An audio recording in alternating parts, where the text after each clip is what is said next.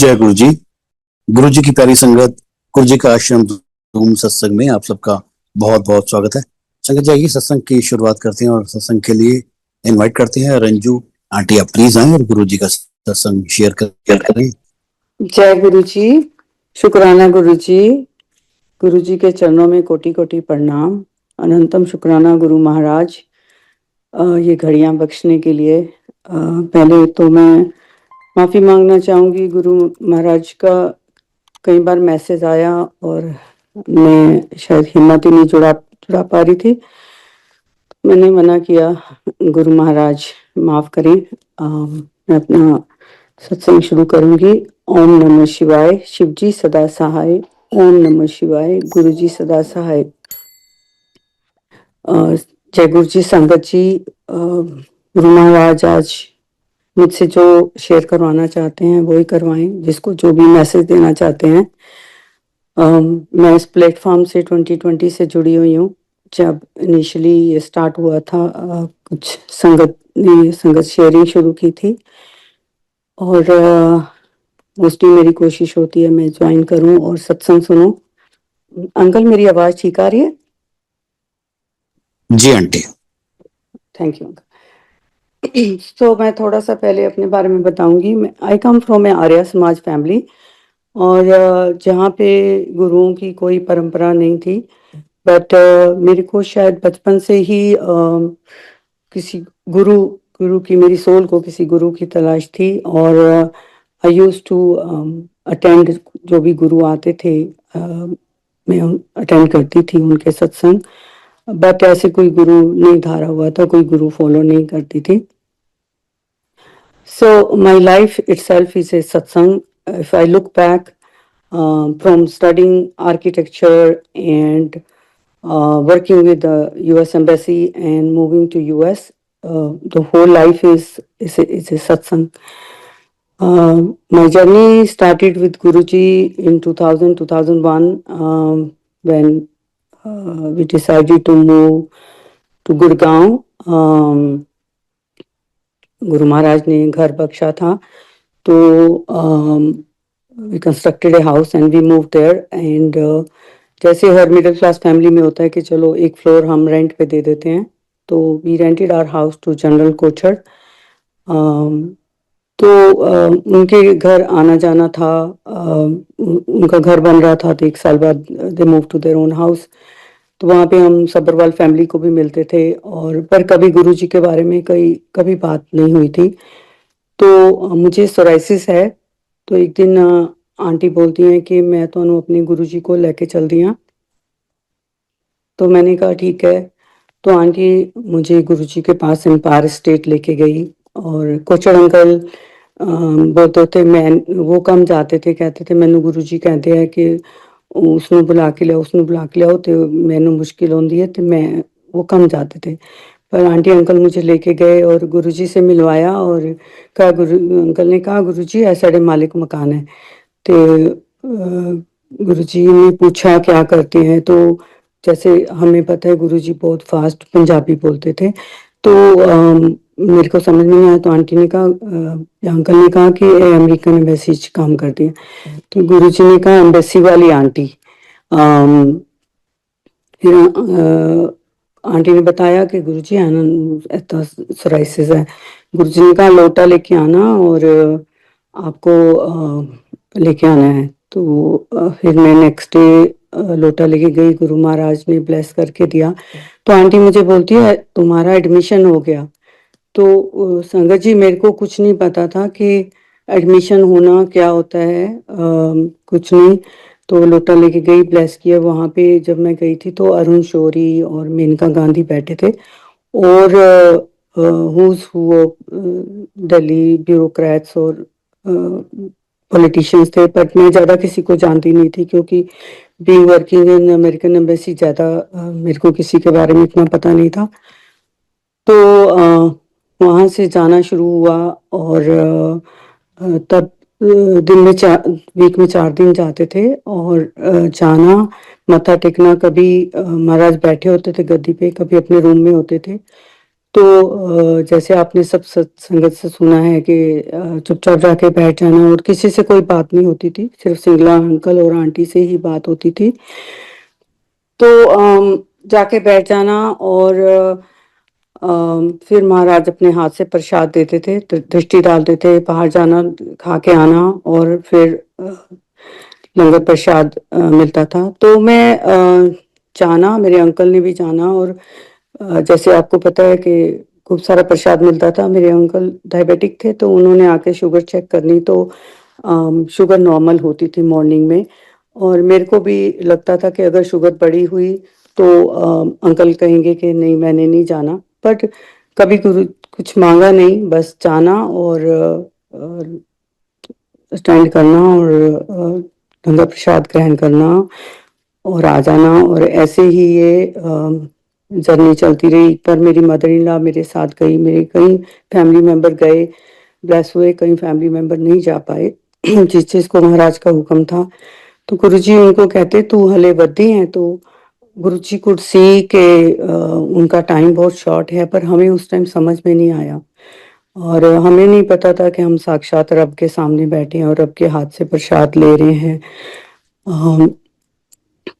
तो संगत जी 2000 में my husbands eldest brother passed away suddenly with heart attack and उनके तीन बच्चे थे जो अनमैरिड हैं, अनमैरिड थे उस टाइम।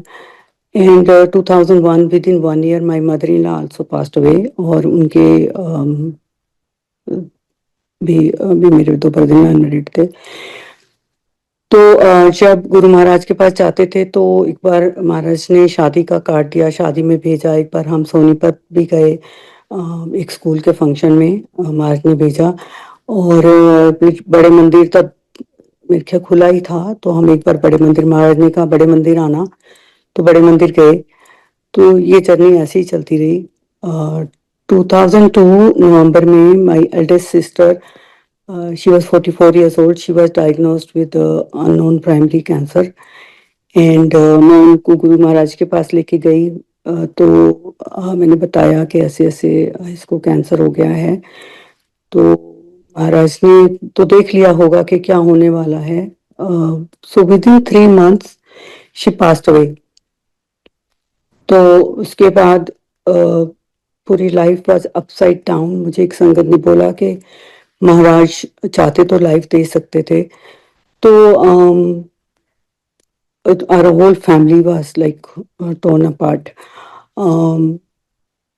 पर उस टाइम ना तो ये समझ थी कि कर्म कर्म भी कोई चीज़ होती है और ये जर्नी ख़त्म हो जाती है। तो हमारे जब कर्म ख़त्म हो जाते हैं तो हमें जाना जाना हम सब ने है। पर उस टाइम कुछ समझ नहीं थी। वो इतना मोह होता है, हम इतने मोह में बंधे होते हैं कि हमें लगता है कि ये क्यों हो गया, ये क्यों हो गया।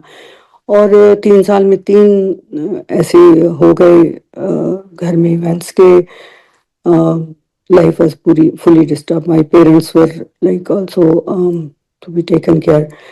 तो हुआ क्या कि गुरु महाराज के पास जाना छूट गया। फिर 2007 में मेरे को एक मेरे कलीग ने बताया कि महाराज ने समाधि ले ली है। तो उसके बाद मैंने सोचा कि उसके बारे में कुछ नहीं पता था कि सत्संग होते हैं या कुछ कुछ भी नहीं पता था।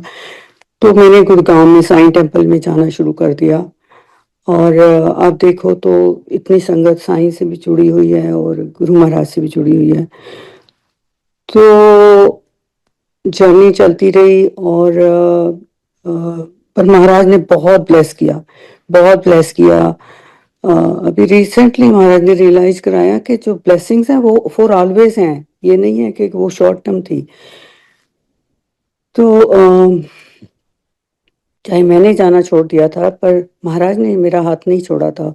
वो शायद एक बार हाथ पकड़ लेते हैं तो वो हाथ नहीं छोड़ते हमारा। उसके बाद 2010 में 2010 में my son was getting 21 years old and जब हम अमेरिकन एम्बेसी में मोर देन 20 years काम करते हैं तो whole family gets green card. तो हमें पूरी फैमिली को ग्रीन कार्ड मिल गया और आई डिसाइडेड कि I am going to stay in India, I am going to retire. तो मैं नहीं मूव करूँगी। मेरे दोनों बच्चे स्टूडेंट वीज़ा पे यूएस की यूनिवर्सिटीज़ में पढ़ाई करने लगे 2010 में। उसके बाद मेरे को मेरे बेटे की ईमेल की एक्सेस थी, तो मैंने देखा वो पढ़ नहीं रहा था, उसके ग्रेड्स बड़े लो आ रहे थे। तो मुझे लगा कि वो बफलो में रहता था न्यूयॉर्क में, तो मैंने कहा आपको वहाँ से मूव करना पड़ेगा। तो मैंने उसको बोला कि इंडियाना में तुम्हारी सिस्टर पढ़ती है, वहीं मूव करो। वो बोलता नहीं, मैं तो शिकागो मूव करूँगा, एंड अगर आप if you want me to move.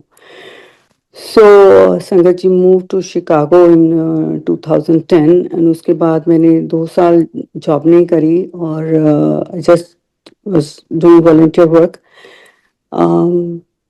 10 2011 उस टाइम पे रिसेशन था and there were no jobs in the market then, but after that, you know, sitting at home doing nothing and needing money for kids, I started looking for a job, पर कहीं job नहीं मिल रही थी। 2012 में, that time my uncle was in India doing business and he used to travel back and forth. तो उनके किसी project में प्रॉब्लम आ रही थी, तो उनका ऑफिस और राजीव अंकल हैं गुड़गांव में is in the same complex. तो राजीव अंकल मिले उनको और राजीव अंकल कहते मैं तो अपने गुरुजी के मंदिर लेके चलदा। तो वो अंकल को फरवरी 2012 में बड़े मंदिर ले गए। जब अंकल वहाँ गए तो अंकल ने कहा कि ए ते गुरु जी ਨੂੰ ਅਸੀਂ ਮਿਲੇ ਹੋਏ ਹਾਂ, ਅਸੀਂ जानते सी एम्पायर स्टेट। तो अंकल ने कहा लो, अब इनके तो सत्संग होते हैं, आपके शिकागो में भी सत्संग होते हैं। तो मुझे फोन आया, कहते आंटी तुसी तो बड़ियां मौजां लुटियां, गुरु जी के हथों प्रसाद लिता हुआ है और सत्संग हो रहे हैं उन्होंने तो शिकागो च ही होंगे हैं। तो उन्होंने मुझे सुमन आंटी का नंबर दिया। तब शिकागो में 5-7 संगत थी और सुमन आंटी के घर पे सत्संग होता था। सुमन आंटी की फैमिली, उनकी सिस्टर की फैमिली, नीरू आंटी की फैमिली और कुछ फ्रेंड्स अटेंड करते थे, सुमन आंटी का बेटा। तो वहां से पर संगत जी, now when I look back कि जब दोबारा महाराज ने मुझे बुलाया अपने चरनी में तो 1 मिनट भी नहीं लगा एंड मैंने अटेंड करने का शुरू कर दिए सत्संग। उसके बाद महाराज ने बहुत सेवा में लगाया, रमा बहल आंटी से भी बात कराई। आंटी कहती थी संगत क्यों नहीं बढ़ती, उत्थे संगत बढ़ाओ, संगत बढ़ाओ। तो मैंने कहा कैसे बढ़ाएं आंटी संगत। तो फेसबुक ग्रुप बनाया, व्हाट्सएप ग्रुप बनाया और आज की डेट में आई थिंक शिकागो में 300-400 संगत इसलिए है। और बहुत सेवा से बख्शा, सेंट लुइस भेजा, मिशिगन भेजा, सत्संग हुए इंडियाना में, एकता आंटी की मम्मी के घर सत्संग हुआ, एकता आंटी के घर सत्संग हुआ। तो जहाँ जहाँ महाराज ने सेवा में लगाया, सेवा बख्शी महाराज ने, बहुत बहुत शुक्राना है महाराज का। उस टाइम महाराज ने प्लेलिस्ट बनानी सिखाई, लाइव होना सिखाया। अब तो हर कोई प्लेलिस्ट बनाता है और लाइव भी हम लोग करते हैं, बट 2013 2014 में बहुत हिट एंड ट्रायल मेथड्स थे और गुरु महाराज ने बहुत बहुत बहुत कुछ सिखाया। और उन्हीं सत्संग्स में my uncle had a passion of real estate. उसी संगत में उनको संगत के थ्रू ही बिजनेस पार्टनर मिले, जिससे उनका जो पैशन था रियल एस्टेट का वो महाराज ने उनका फुलफिल कराया उनके जाने से पहले।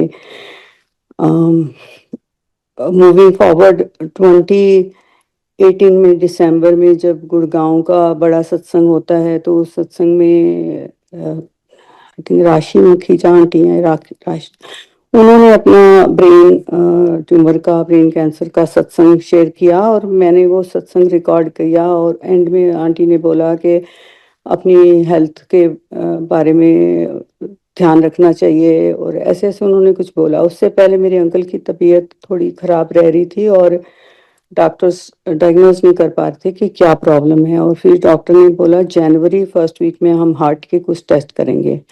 गुरु महाराज मुझे सोची देते कि कोई नस दब रही है। तो मैंने कहा गुरु जी डॉक्टर्स तो कह रहे हैं कि हार्ट ਦੇ ਟੈਸਟ करने हैं, तुसी इस तरह कह रहे हो।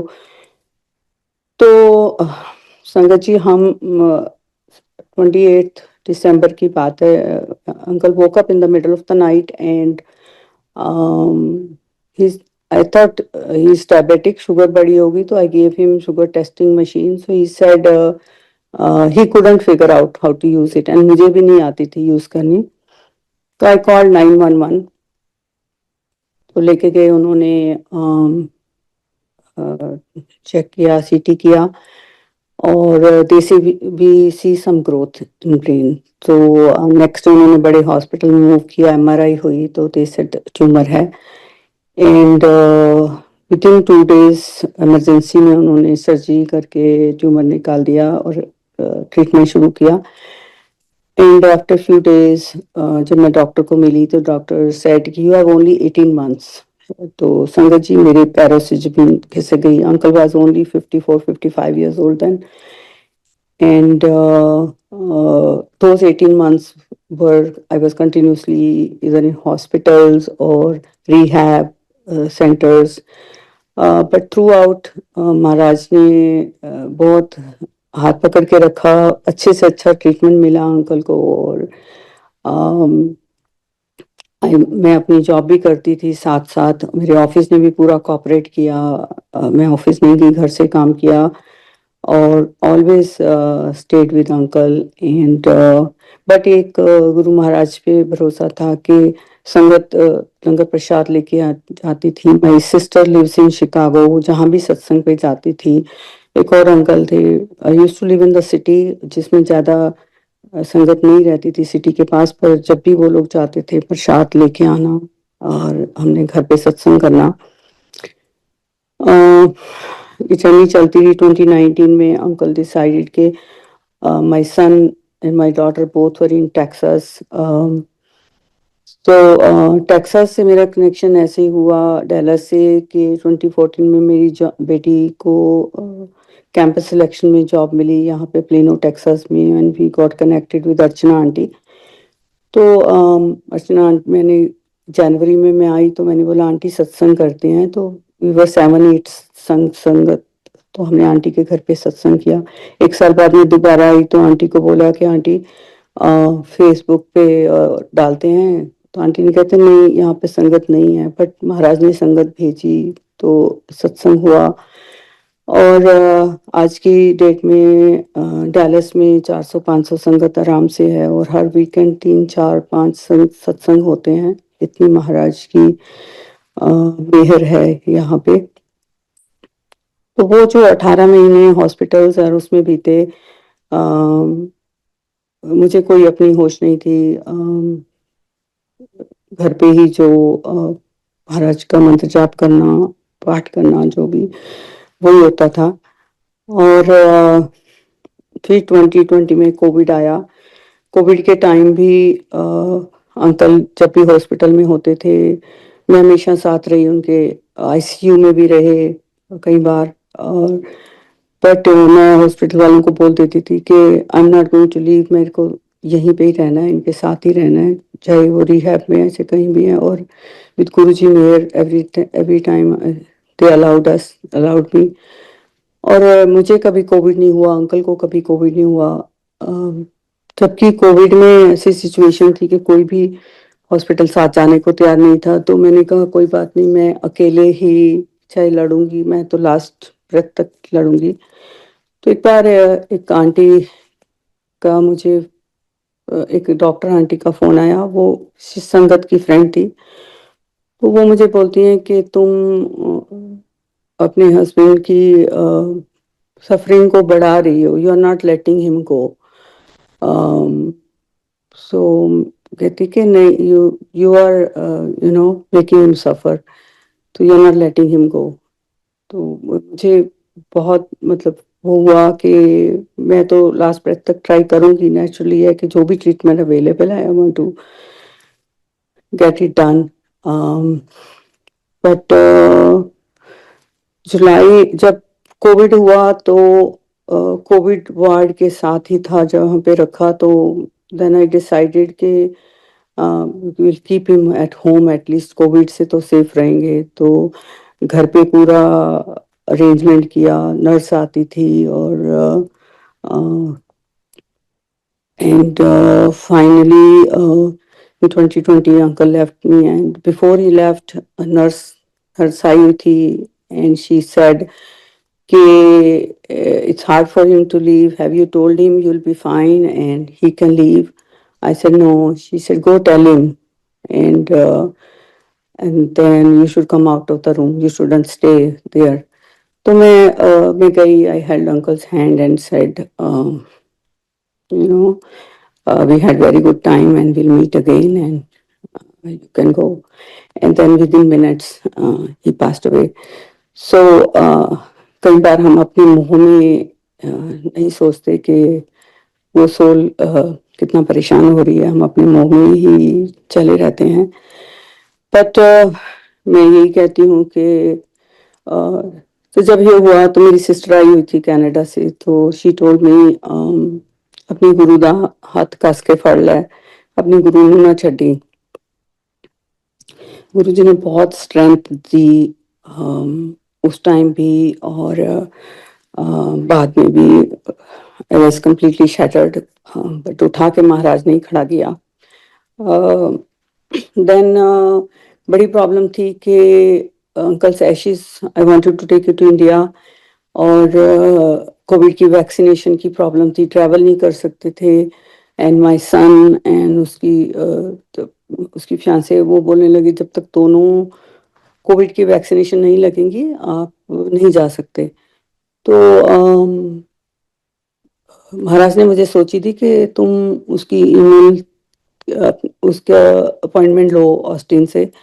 तो मैंने ऑस्टिन से उसकी एक्सपेडाइट कराई, उसकी वैक्सीनेशन का कॉल किया उनको और बोला कि हमें ऐसे इंडिया जरूरी जाना है, आप हमें दो। तो my son was surprise, mom how did you get the appointment? मैंने कहा बस मिल गई।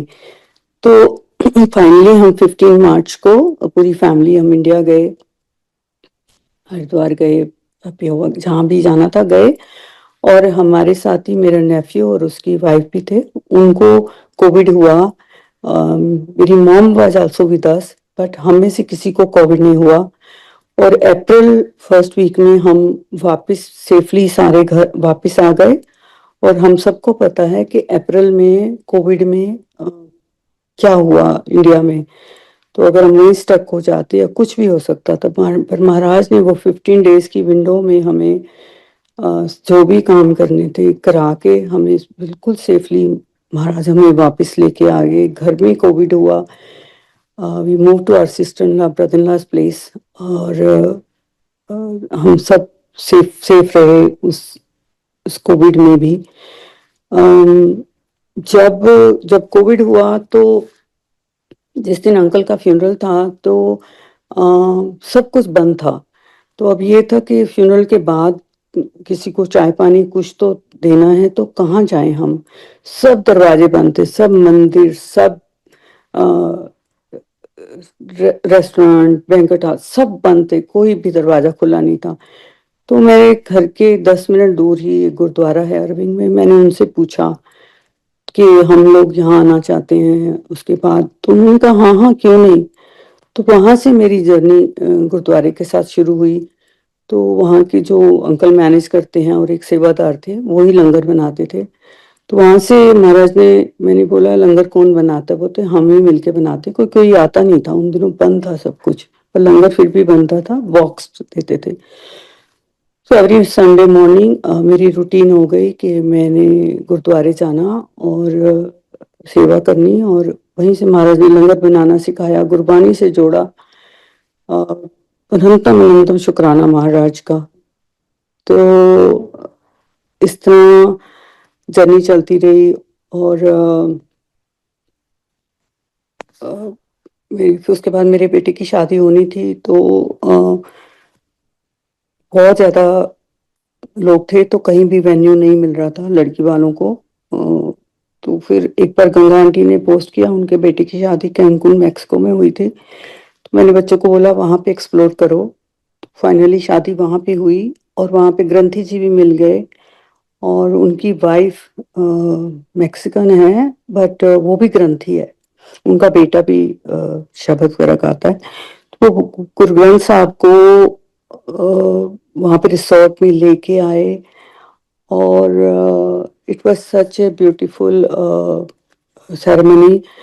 और जो भी मेरी जो फैमिली के लोग जुड़े हुए थे, जुड़े हुए हैं गुरुजी से, वो कहते हैं ऐसे लगा हम लोग सत्संग में बैठे हैं जब उन्होंने शब्द गाया। तो महाराज की ब्लेसिंग से सब कुछ बहुत बहुत अच्छे से हुआ।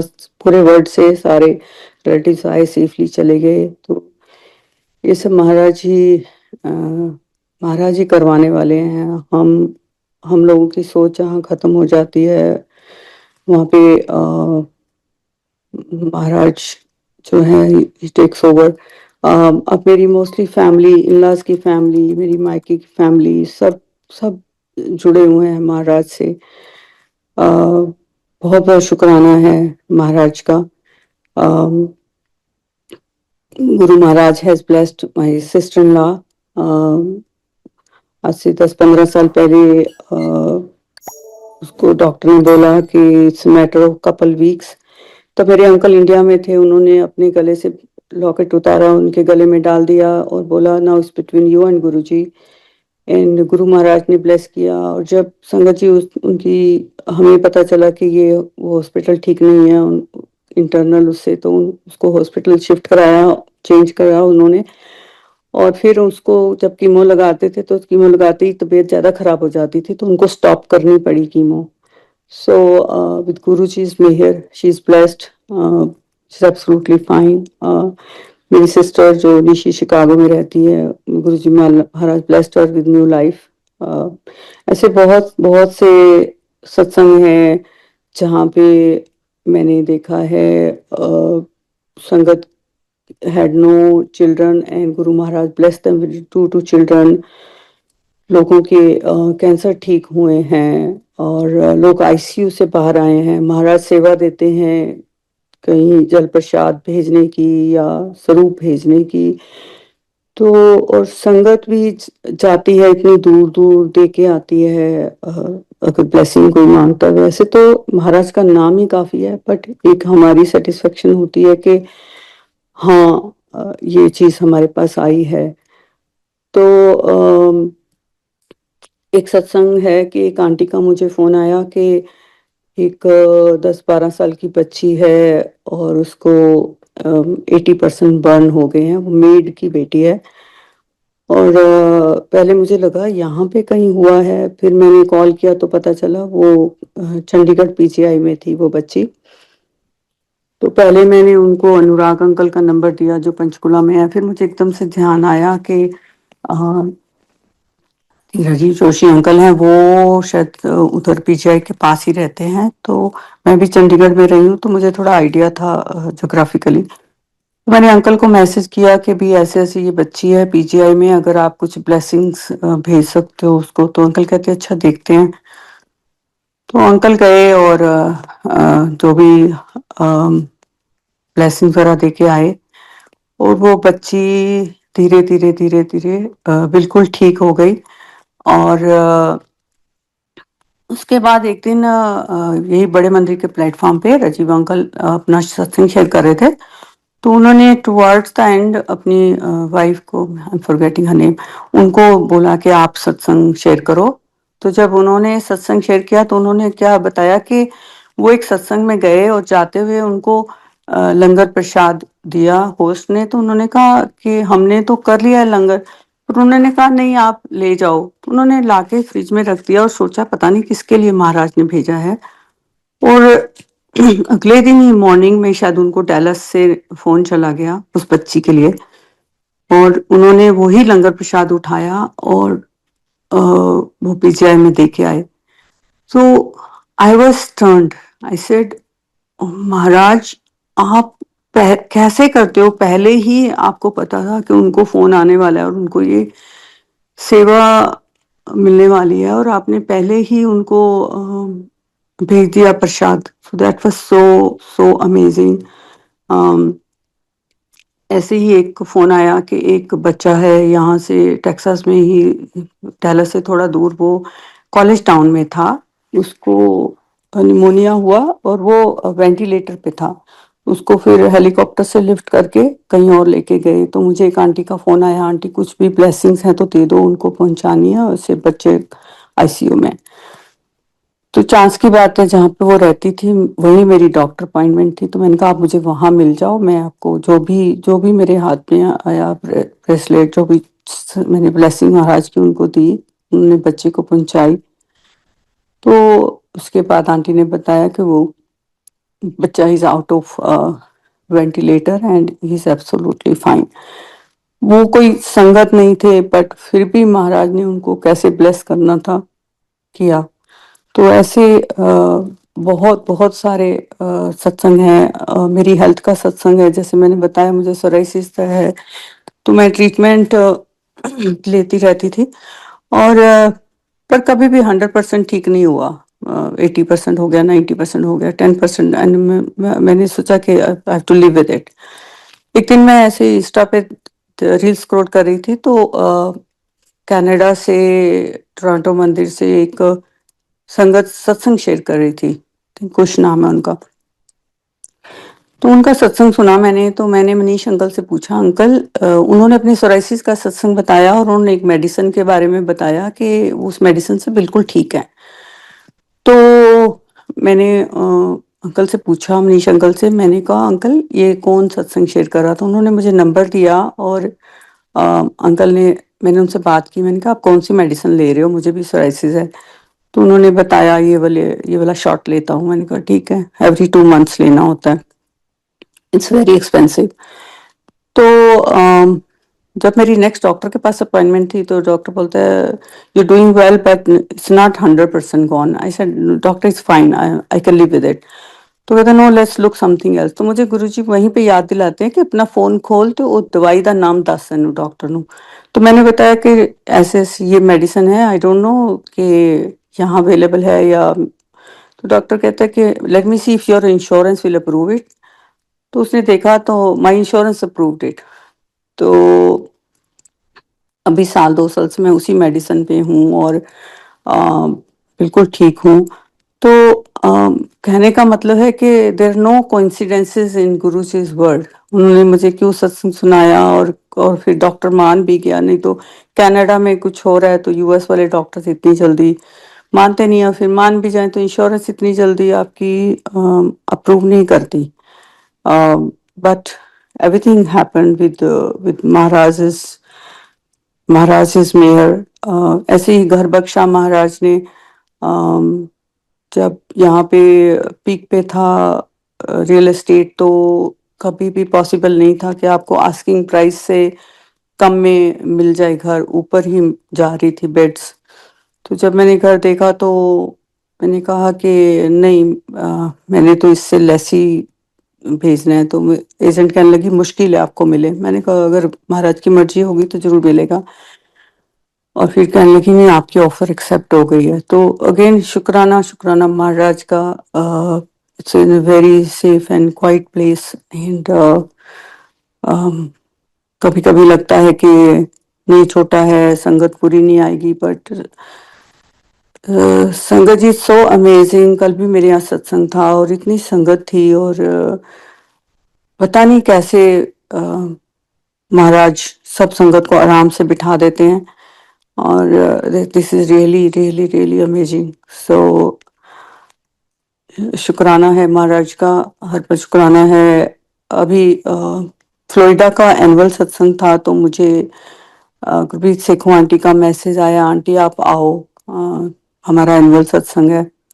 मैं ऐसे कभी नहीं गई थी किसी सत्संग पे, पर मैं गई और मेरे साथ एक और संगत भी गई, और मेरी सिस्टर निशी भी शिकागो से आई।